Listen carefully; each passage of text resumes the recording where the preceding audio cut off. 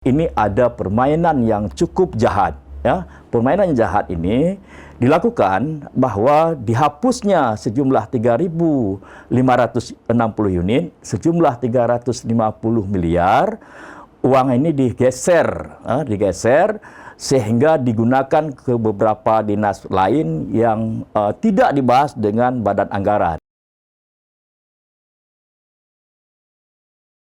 Assalamualaikum warahmatullahi wabarakatuh. Bertemu lagi dengan saya Mina di channel Pehtem, tepatnya di episode ke-15 tahun kedua, edisi Senin 11 Oktober 2021. Bagi rekan lo yang belum subscribe, silahkan subscribe. Kita juga masih menunggu komentar yang positif dan membangun.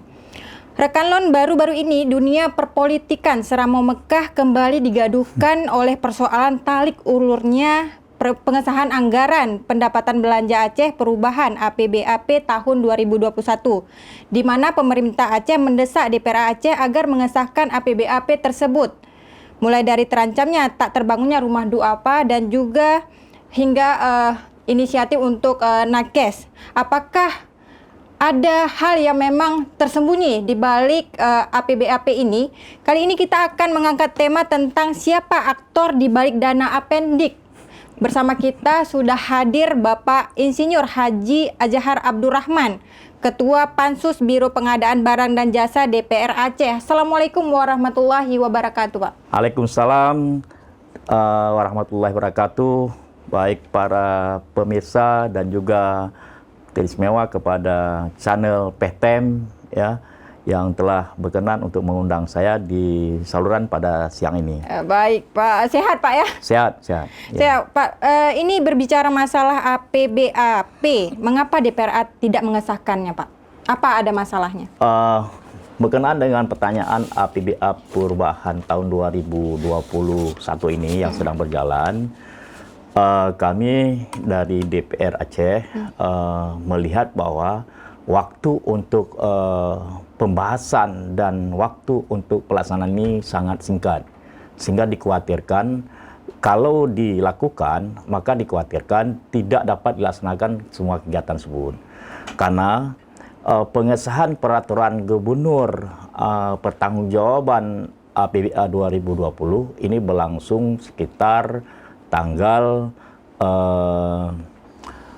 28 September. Sementara pada agenda pembahasan anggaran tersebut itu terakhirnya 30. Untuk pembahasan pengesahan APBA perubahan itu jatuhnya 30 September.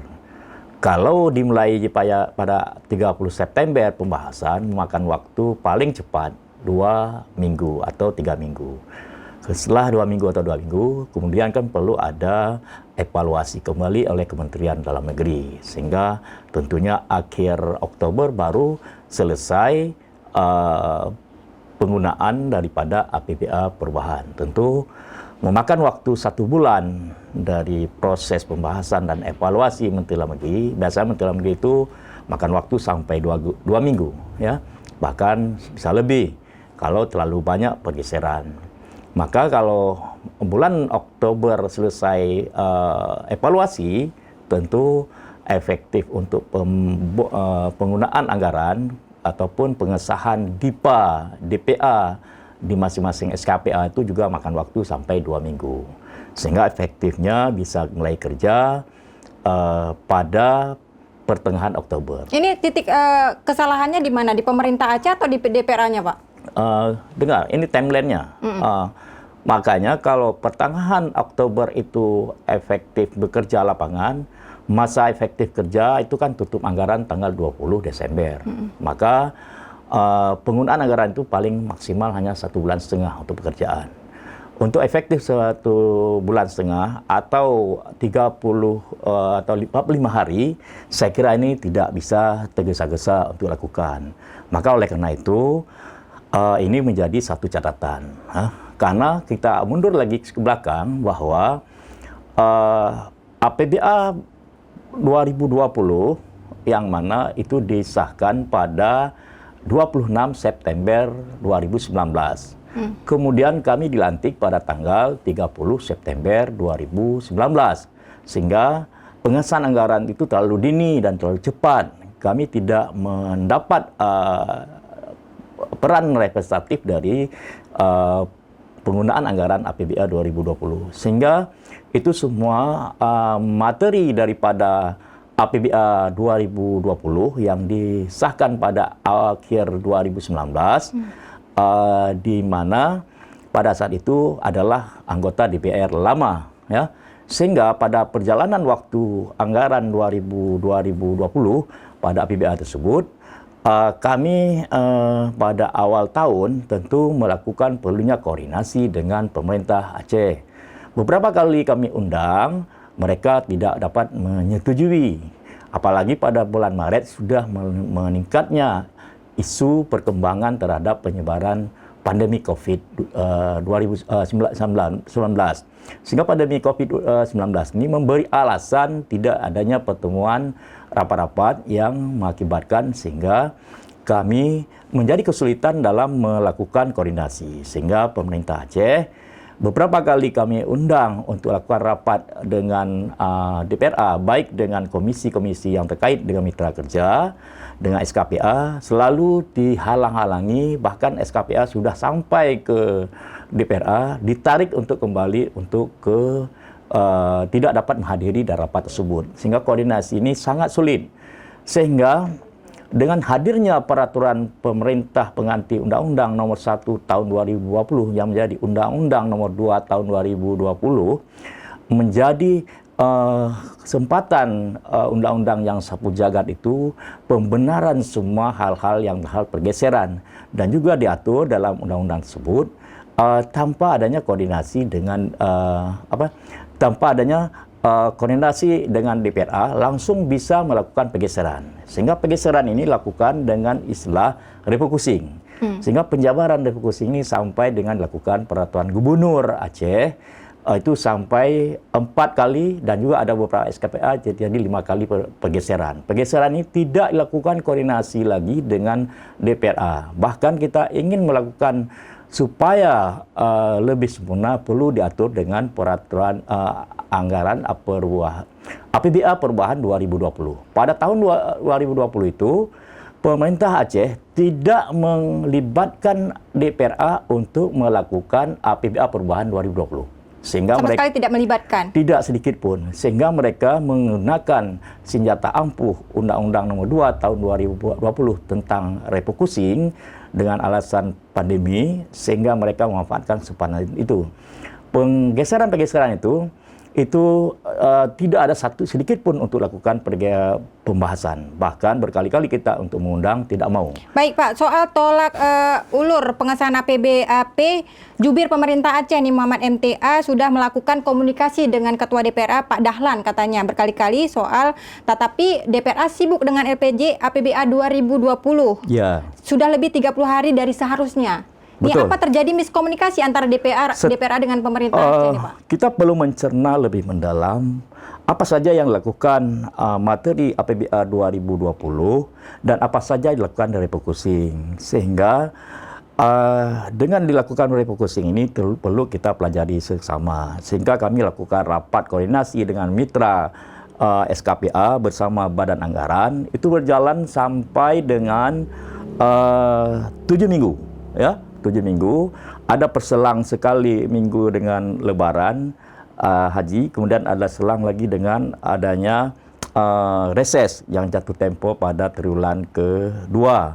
Maka oleh karena itu, perjalanan keseriusan DPRA dalam melakukan, mempelajari, mengevaluasi daripada APBA 2020 cukup detail.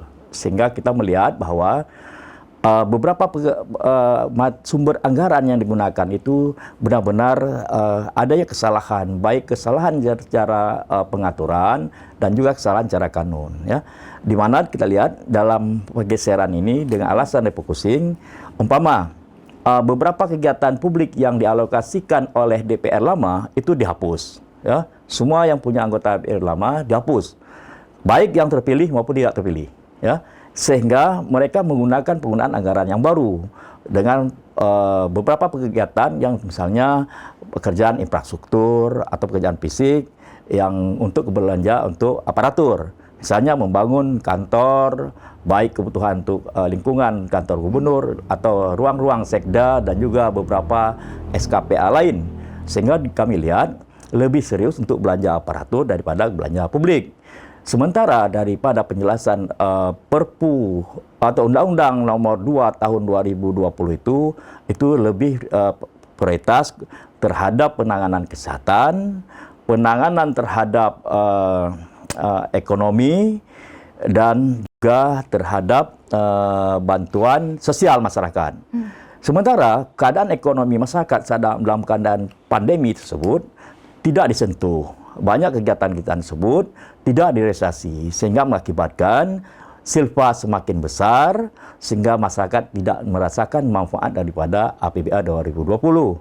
Sehingga dari evaluasi kami pada pertanggungjawaban tahun 2020 tersebut, benar-benar banyak sekali pelanggaran dari terhadap kanun. Seperti dalam Kanun Nomor 1 Tahun 2018 tentang perubahan tentang penggunaan dana otonomi khusus dan minyak dan gas, bahwa diatur pada pasal 12A bahwa untuk penggunaan dana otonomi khusus tidak dibenarkan untuk belanja aparatur.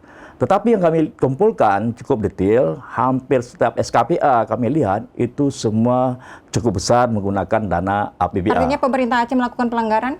Pelanggaran kanun itu sangat serius, sehingga melukai hati rakyat Aceh, melukai daripada nilai-nilai perjuangan, dan juga melukai hati para pejuang daripada perdamaian ini, sehingga mereka tidak dapat merasakan manfaat, tetapi aparatur yang lebih maksimal menggunakan aparat belanja otonomi khusus tersebut. Nah, dalam hal ini apakah tidaknya disahkan APBAP oleh DPRA, Pak Nova menyalahkan DPRA atau seperti apa? Karena ini tidak ada intensif nakes dan camat dan yang lainnya, terhambat hanya gara-gara DPRA tidak mengesahkan itu. Ya, saya kira mereka akan mencari alasan untuk mengembangkan opini publik bahwa DPRA tidak menyetujui pembahasan APBA perubahan 2021. Alasan yang pertama saya sampaikan, tidak cukup waktu untuk pekerjaan fisik dan juga akan mengakibatkan resiko hukum bagi pekerjaan-pekerjaan fisik kalau dilaksanakan tidak akan dapat terbayar karena yang sekarang saja tidak dapat realisasi. Kemudian berkenaan dengan beberapa penggunaan yang dianggap penting, seperti misalnya pembayaran terhadap intensif tenaga kerja terhadap intensif penanganan COVID. Saya kira kan dari anggaran tersebut sudah berulang-ulang oleh DPRA menyampaikan harus dilakukan serius dari sejak awal untuk pembayaran tenaga kerja kesehatan. Kemudian kami melihat tidak serius dari awal mereka untuk membayar, sehingga kenapa harus dialamatkan pada APBA perubahan. Semestinya dari awal, kalaupun toh mau mereka melakukan pembayaran untuk tenaga kerja kesehatan, saya kira kan bisa lakukan dengan pergeseran pada nomor rekening yang sama pada APBA murni 2020, sehingga dapat teratasi daripada terhutangnya pembayaran tenaga kerja. Dan yang lain yang dianggap urgen, saya kira untuk menyangkut dengan tenaga kerja kesehatan ini penting harus lakukan pembayaran meskipun tidak ada APBA perubahan, dapat dilakukan dengan pergeseran pada nomor rekening yang sama. Kemudian mereka mencari sensasi bahwa tidak terbangunnya rumah layak huni untuk tahun 2021 ini sejumlah 3.560 unit, ini direncanakan pada kegiatan APBA perubahan. Perlu saya sampaikan, kalau pengesahan anggaran bisa digunakan pada pertengahan Oktober, sehingga efektif kerja hanya 45 hari, saya kira ini cukup sulit untuk pekerjaan fisik dapat direalisasi. Apalagi dengan beberapa langkah-langkah seperti melakukan peninjauan lapangan, penetapan lokasi, penyerahan lokasi, dan tentunya ada kontraktual lain yang harus dilakukan. Maka sedangkan yang APBA murni yang lakukan pembangunan rumah layak huni sejumlah 780 unit, juga sedang proses sekarang, belum dapat selesai. Bayangkan, kita pengesahan anggaran cukup cepat pada tanggal 30 November 2020. Artinya semua terbengkalai, Pak Jahar? Kalau untuk pembangunan yang usulan pokok-pokok pikiran dari anggota DPRA dari konstituennya sejumlah 780 unit sedang dalam proses pembangunan. Ada yang sudah selesai. Sedangkan yang 3.650 ini merupakan usulan dari awal, baik dari pergeseran dari tanggung jawab usulan dari Baitul Mal yang sebelumnya pada tahun 2019 adanya pergeseran Baitul Mal tidak lagi mengerjakan pekerjaan fisik sehingga dialihkan pada Perkim, sehingga by name by address ini diserahkanlah ke Dinas Perumahan Perkim. Dinas Perkim menjadi tanggung jawab itu merupakan tanggung jawab reguler dari pemerintah Aceh. Sebagaimana kita ketahui bahwa di dalam RPJM Aceh, tanggung jawab pemerintah Aceh itu harus terbangun rumah layak huni setiap tahun itu 4.400 unit. Tapi itu tidak terrealisasi sama sekali. Sedangkan kami pada APBA murni tahun 2021 itu sudah sepakat sejumlah 4.430 unit terbangun. Setelah dievaluasi Kementerian Dalam Negeri pada tanggal 23 Desember 2020 oleh Dirjen Keuangan Daerah sudah melakukan evaluasi, di mana disebutkan dalam rekomendasi tersebut bahwa untuk terbangunnya 4.430 unit rumah ini pada prinsipnya untuk memenuhi tercapainya indikator daripada capaian rumah yang korban dari bencana dan juga rumah yang layak huni. Untuk mencapai sasaran standar pelayanan dasar ini oleh Dirjen Keuangan pada prinsipnya sudah setuju.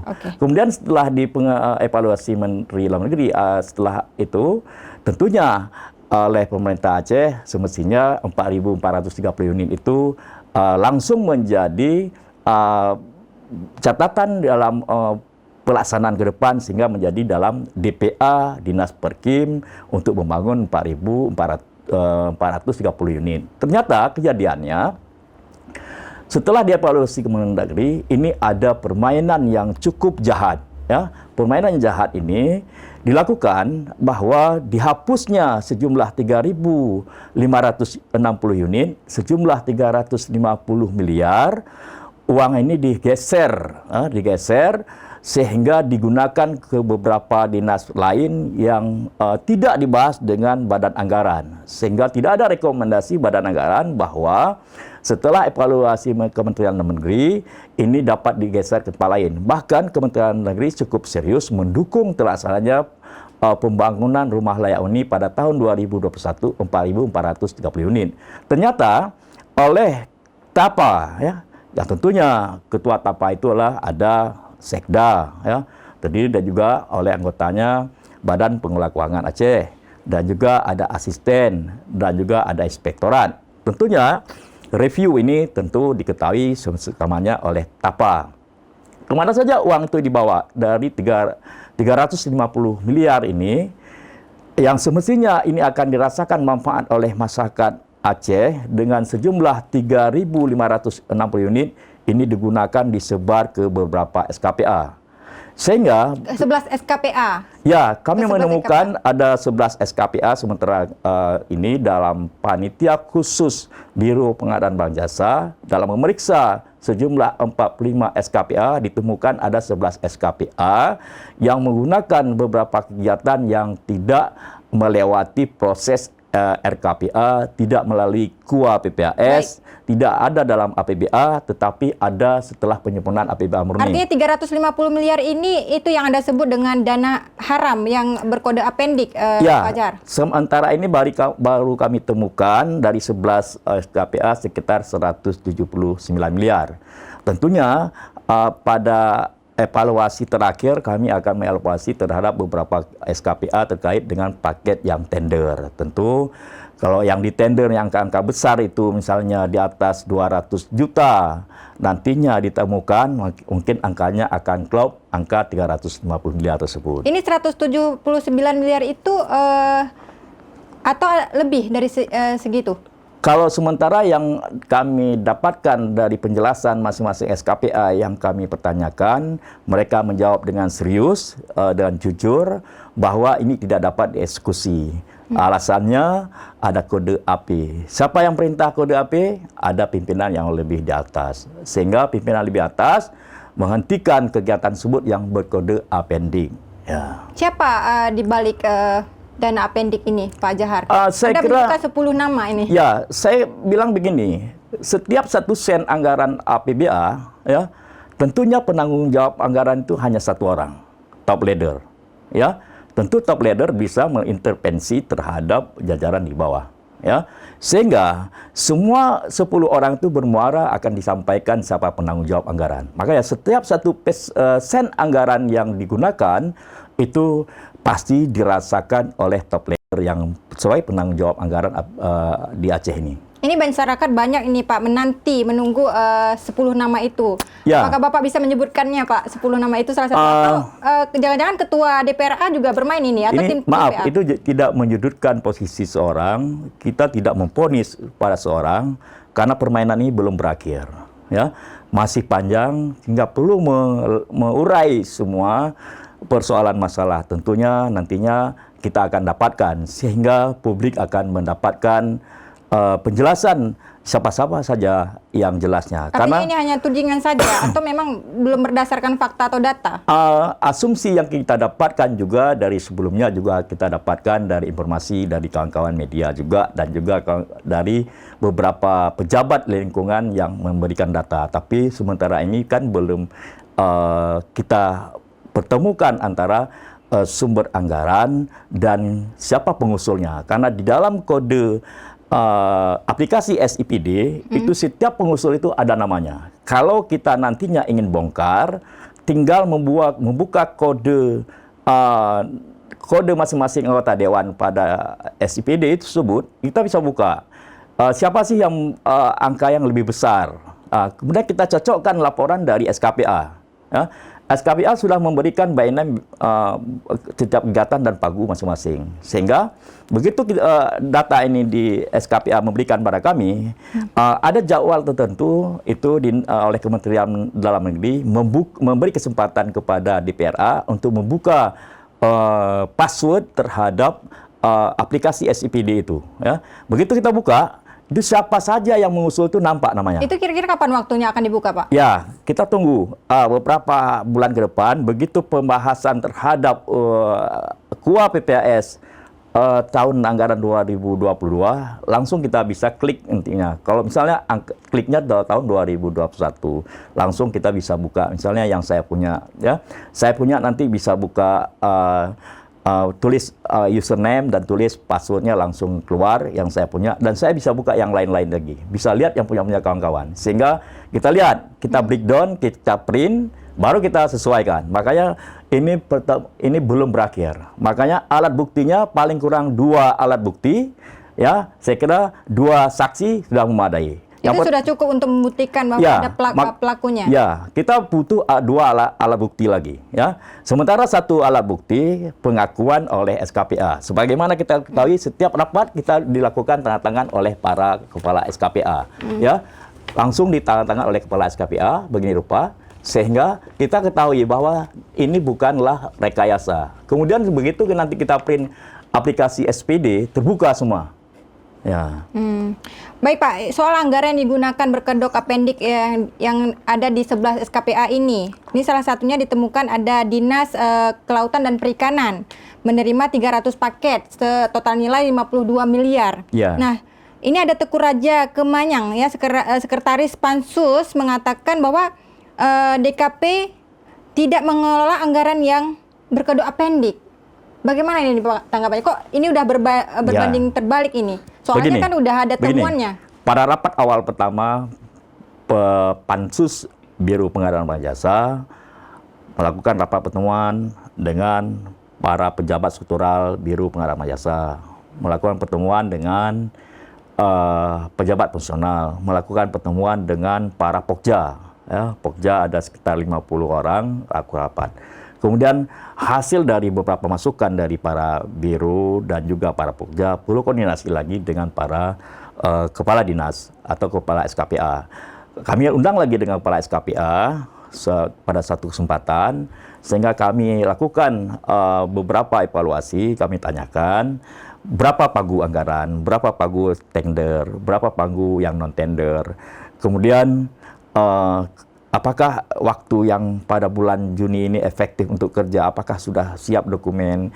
Ini harapan kami bagaimana percepatan realisasi anggaran pada tahun 2021 dengan anggaran APBA yang mencapai 16 miliar ini 16 triliun ini dapat dirasakan manfaat.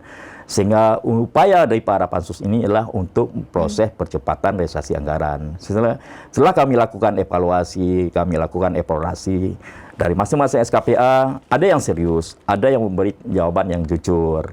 Pada saat itu dari kejujuran itu menjadi hal catatan kami. Ada juga yang belum menjawab pada saat itu, ya, bahwa DKP pada saat itu dia merasa canggung, belum bisa menjawab karena dihadiri jumlah besar kepala SKPA. Akibat jumlah besar kepala SKPA itu mungkin agak canggung, dia tidak berani menjawab pada saat itu. Karena secara faktanya mereka juga menerima. Ya, karena pada saat itu beliau kan belum memegang data yang valid, mungkin tidak berani, mungkin belum ada sinyal dari pimpinan atas untuk memberi jawaban yang tepat kepada pansus. Tetapi pada rapat selanjutnya dengan kami, beliau meyakinkan, menyampaikan dengan tenang, dengan tegas dan jujur. Pada pertemuan pansus terakhir itu, beliau menjawab bahwa benar ada 300 paket, dan sejumlah pagu 50 miliar itu tidak dapat dieksekusi. Ya, karena ya tentunya yang tidak dapat dieksekusi tentu dalam kategori kode api atau apendik. Ya. Nah, ini soal tadi masalah pengendalian kegiatan anggaran pendapatan Belanda Aceh P2K APBA. Dari total pagu anggaran yang Bapak sebutkan tadi ada 16 triliun 763 triliun, sampai hari ini baru terrealisasi 25,3%, Pak, atau sekitar 4 triliun, 4.000 triliun. Ini bagaimana? Apa masih kendalanya pada pemerintah Aceh? Ya, saya kira sekarang secara teknis dan administrasi wilayah kerjanya di pemerintah Aceh yang akan mengeksekusi semua kegiatannya. Kalau dilaporkan sekarang baru 25%, itu sangat disesalkan. Karena DPRA sudah menyetujui, mengesahkan, memparipurnakan APBA 2021 ini sangat cepat, yaitu tanggal 30 November 2020 dulunya. Sehingga semestinya pada awal tahun, pemerintah Aceh bersama dengan tenaga teknisnya tentu akan menyiapkan beberapa langkah-langkah, baik menyiapkan dokumen dan memberikan informasi pada umum melalui sistem aplikasi RUP, sehingga berapa paket yang tender, berapa yang non-tender, berapa yang bantuan sosial, berapa yang bantuan hibah, dan juga ada yang e-processing. Saya kira kan semua kan harus tampil ke sirup. Tapi nyatanya dalam kami pertemuan evaluasi sampai dengan pertemuan terakhir kami ini 22 September, ada SKPA yang belum menampilkan kepada sirup. Itu apa permasalahannya, Pak? Permasalahannya kan ini kan di wilayahnya di SKPA, kelalaian.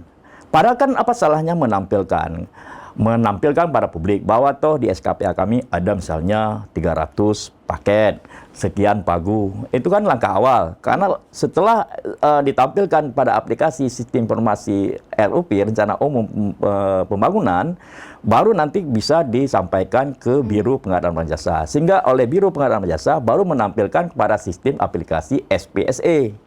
Kalau ditayangkan ke SPSE, ini toh semua kegiatan yang paket, tender, dan non-tender. Baru nanti proses tender lagi. Tapi kalau belum ditayangkan ke sirup, ini tidak bisa ditampilkan ke SPSE. Ini juga kelalaian oleh SKPA. Saya lihat di sini, banyaknya hambatan kendala di SKPA. Yang pertama saya lihat bahwa rasio jumlah anggaran berbanding dengan aparatur yang kelola anggaran ini tidak sebanding, ya. Makanya ini penumpukan anggaran yang besar pada masing-masing SKPA dengan jumlah aparatur yang punya SDM yang handal ini tidak sebanding, sehingga menjadi kesulitan. Ya. Jadi ini soal apa? Dana apendik tidak melalui penyusunan yang resmi dan tidak masuk ke RKPA dan paripurna APBA. Apa Anda menganggap pemerintah Aceh tidak transparan dalam pengelolaan anggaran, Pak Azhar? Ya, mereka mengambil kesempatan mencuri, namanya itu. Mencuri uang? Maksudnya Ya. Anda penyelewengan uang di APBA? Itu penyelewengan dari sejak perencanaan, sehingga itu penyimpangan yang besar. Ya, saya lihat ini potensi masalah hukum. Kalau memang dieksekusi, itu akan menjadi potensi masalah hukum. Kalau tidak dieksekusi, itu merupakan kejahatan. Ya, yang semestinya orang sudah diiming-imingkan akan dibangun rumah sejumlah 3.650 unit, sekarang mereka hanya mengantang asap dan kadang-kadang rumahnya juga bocor. Mereka akan merasakan bagaimana kepedihan waktu hujan basah, kalau kemarau rasakan kering dan juga dingin di rumahnya. Kadang-kadang mereka juga ya belum mendapat rumah yang layak huni, sehingga mereka dirampas hak-haknya oleh para pejabat yang mengalihkan janjinya mereka itu. Jadi Anda menuding pemerintah melakukan politik transaksional ini pada masa sekarang? Ya, bagaimana? Anda menuding pemerintah Aceh melakukan politik transaksional di dalam APBA ini? Saya kira ini kan suatu kejahatan, ya, kejahatan untuk merubah suatu kegiatan program yang sudah diparipurna sehingga dialihkan kepada program lain sepihak, seolah-olah dia punya sendiri uang anggaran. Ini merupakan kejahatan besar. Mudah-mudahan akan mendapat pelajaran yang berat terhadap para pelaku-pelaku tersebut. Tapi nantinya. jika seandainya DPRA juga bermain, ini gimana? Saya kira itu oknum, bukan lembaga. Tapi pemerintah Aceh juga mengatakan pernyataan soal dana pendik itu hanya tidak berdasarkan fakta, hanya isu saja. Kita buktikan nanti pada aplikasi SPD. Ya. Itu pembuktiannya nanti pada aplikasi itu. Pembuktian pada aplikasi SPD, by name by address, pengusul akan muncul. Sehingga tidak dapat dela. Kami akan print tanggal berapa dibuka aplikasi, itu tercatat tanggal dan jamnya. Apakah DPR sudah melakukan permintaan kepada BPK untuk mengaudit anggaran APBA, Pak Azhar? Kalau memang ada permintaan khusus kepada BPKP, itu bisa dipenuhi. Tapi sampai saat ini belum kami usulkan. Karena BPKP bisa saja melakukan pemeriksaan khusus kalau ada permintaan baik dari masyarakat, elemen komponen masyarakat, dan juga DPRA. Sehingga mereka bisa melakukan. Beberapa bulan lalu, pemerintah Aceh juga diperiksa oleh BPK. Apakah terkait anggaran APBA ini? Kalau BPK, dia ada pemeriksaan reguler, ada pemeriksaan khusus, ada yang pemeriksaan yang dianggap prioritas. Sehingga ini bagian daripada pembinaan juga dari BPK. Baik, Pak Azhar, ini soal rumah duafa ini, karena ini Rumah layak huni. Ya, rumah layak huni. Ini harusnya ada di anggaran APBA murni. Kenapa harus di APBAP? Apa pentingnya APBAP ini? Apa terlalu mendesak? Begini, karena mereka sudah membuat kesalahan, sudah menghapus pada APBA murni, sehingga mencari celah bagaimana kesan publik mereka berupaya memperjuang pada APBA perubahan. Sehingga ada kesan kita bahwa ini akan dapat dilaksanakan. Tapi nyatanya waktu tidak mencukupi untuk dapat dibangun waktu yang singkat, hanya 45 hari. Saya kira nantinya akan merugikan juga pada rekanan yang mengerjakan, sehingga tidak akan terbayar dan juga tidak terselesai. Rumah lama sudah kita bongkar, rumah baru nggak selesai. Kesan yang dipicu seolah kesan bahwa pemerintah sedang memperjuangkan rumah layak huni, itu hanya aja membuat kesan slogan saja. Nyatanya mereka ingin membuat hal lain supaya untuk mencuci tangan, supaya dosanya bisa bersih pada tahun 2021. Artinya ini pembodohan rakyat, Pak Azhar. Artinya anggaran APBA itu juga tidak dikawal sama masyarakat dan tidak ada transparansi pemerintah, misalnya mengumumkan anggaran ini digunakan di website pemerintah. Apakah ada dilakukan seperti itu? Kalau website pemerintah kan sesuai dengan yang tersedia dalam DPA, itu bisa diakses kalau di aplikasinya pemerintah Aceh. Tapi yang belum terakomodir itu tidak tercatat. Kalau persoalan rumah ini, itu lalu lintasnya kita lihat sampai dengan 23 Desember 2020 masih ada. Begitu sampai ke pemerintah Aceh, baru hilang angka tersebut.